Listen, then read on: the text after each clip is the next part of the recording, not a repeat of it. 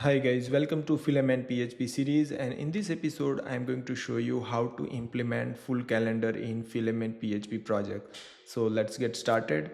So you can see over here I have installed the fresh Laravel with Filament PHP, and inside the dashboard I am going to add the full calendar widgets over here. Okay, so in the first step we are going to create event table, so that way we can create event and delete and display over here. Okay, so let me go to the terminal and I will open another window, and here I will run the command php artisan mac model event des m. So that means they will create the event model with migration. Hit enter. You can see that they have created model and migration. Let me go to VS Code editor, go to the database migration, and here you can see that there is an event table. So first of all I will add one column over here that's called name, string data type name, and then I will add another column that's called start time, so I will call that time start. Okay, at the end semicolon. Let me take another column that's called date time field with end, and at the end I am going to add another column that's called all day with the boolean data type, so I will call boolean all day, and default I will set true. So that means this event we have created, that's located for all day, so that's why just save it and let's run the migration. PHP artisan migrate. Yeah, migration run successfully. Now let me go here and go to the model event, and here let's define that column. So I will use protected filament, and inside the array first we will have a name, start and end time, and then all day column. Okay, just save it. So that means we have successfully defined our model and database as well. Okay, so now let me go back over here and what we are going to use for the creating full calendar widgets. If I go here, this is the plugin that we are going to use from the Filament PHP plugins library, and you can see they have already one more thing I want to display, like version 5 is released, but that's not going to support right now. Okay, so make sure that if you are using v5 then it's not going to work. It's work with 2x, 3x and 4x. So right now we are using filament 4. Okay, let me go over here, and first command that you need to run is this. Let me go over here and inside the terminal, and at the end you need to write 4.0 at the beta version and click on enter. It is going to install that library. Yeah, that's installed successfully. Now let me go back to the documentation, and they are asking most important things they have over here, like we need to set up the custom theme from the filament documentation. So go over here and first let's release the custom theme, and I will run that command. Would you like to compile the theme now? Yes. Okay, now let me go over here, and if I go to the resource css filament, and now you can see that you have a theme.css file. So let me go back over here. What we have to do the next, this is input that already added, so let me go to the wait and double check. Yeah, filament admin theme, and then don't forget to add this with theme function. Copy that, go to your service provider, filament app, and at the end I'm going to add it like this. Save it. Okay, now let me go over here back to the documentation and copy this to link to import resource and source.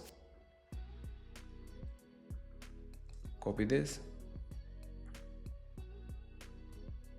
theme.css, paste it, and let me go back over here, copy this, paste it, save it. Okay, now don't forget to run npm run build. Yeah, and now you can see that they have added the command that we can create the filament widget. So copy that command to create a widgets So let me go and let's clear this and hit enter, and it is asking for which type of widgets you want to create. So I will choose the custom, and then would you like to create this widget in panel? I will say yes and no on the resource. So now you can see that they have created app, filament widgets, calendar widget. So let me go to the VS Code editor, filament calendar widget file they have created over here. Okay, now let me go over here, and the first step they have written like you newly created widget should extend the full calendar widget class of the package. So right now it's extend widgets class, instead of that full calendar widgets class that we need to extend. You can see over here what they have provided in the documentation, so that I did. And the next they have said don't forget to remove the static view from the generated class. So let's just comment this view so they can easily overwrite it. And then you can see that they have already provided simple function. So I will just copy that and paste it over here, save it. Okay, and now let me go back over here inside the dashboard, hit refresh, and yeah, there is a problem over here. There is not generated plugin, so that means we need to import that plugin. We need to register. I don't think they have added over here or not, but let's add it. Okay, so let me go back over here in admin panel provider, and here you need to add plugins method array, and here we need to define the plugins. So I will call full calendar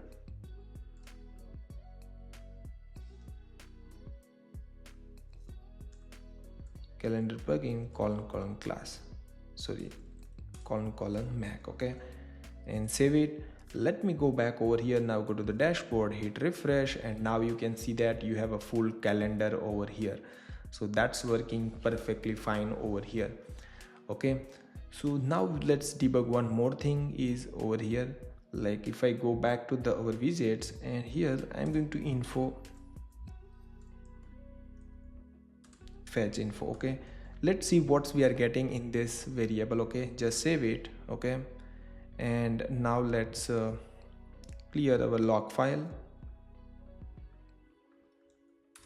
save it, and if I hit refresh and go back over here, you can see that inside that array I'm going to get start and end date time. Okay, so that means right now if I go here, we are not return any event over here. Okay, so we need to return properly event from the events table. Okay, so I'm going to call return, and first of all let's define the model that we are going to use in this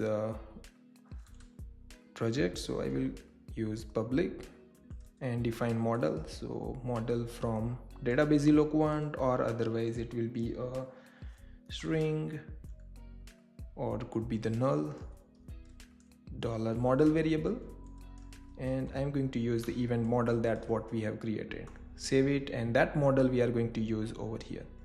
So event colon query,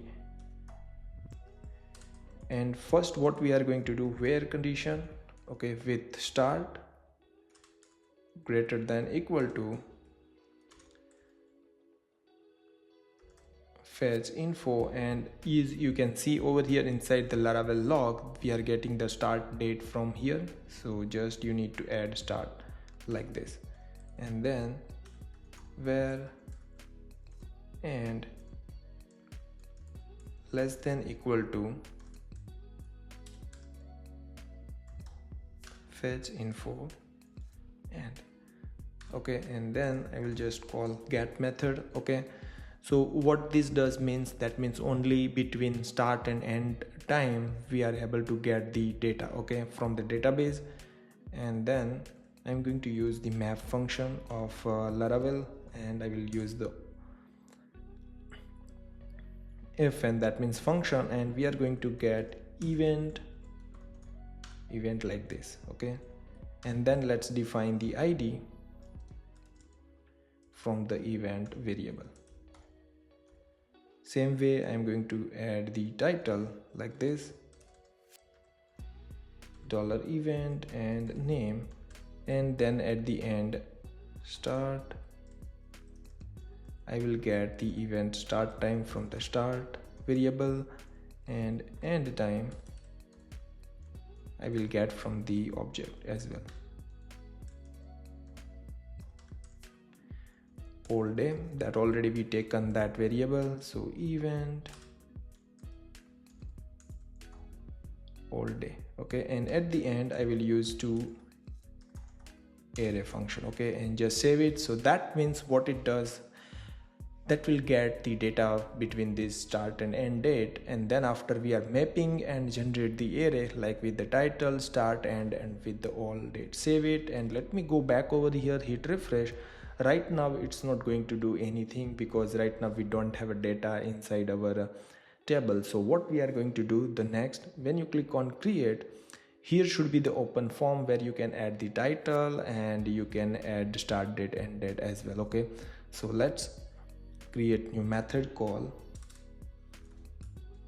get form